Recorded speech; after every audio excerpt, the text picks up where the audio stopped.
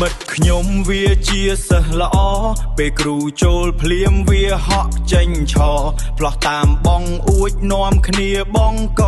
វឹកវរក្នុងក្រៅសាលាបើនិយាយរឿងរៀនមិនដែលខំបើនិយាយឲ្យចំវាខំតែរឿងមកអានោះដឹងខ្ទេចចេះគ្រប់កិច្ចការសៀវភៅមួយក្បាលសរសេរមួយឆ្នាំ Yeah let's go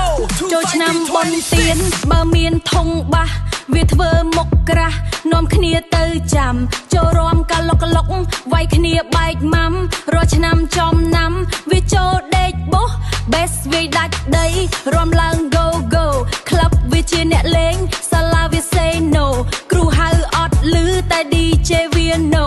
យប់ឡើង superstar ព្រឹកឡើង low low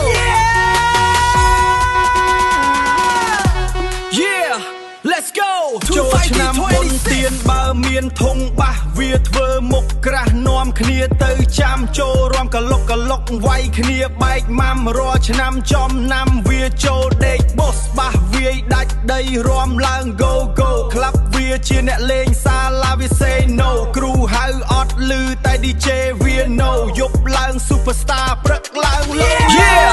let's go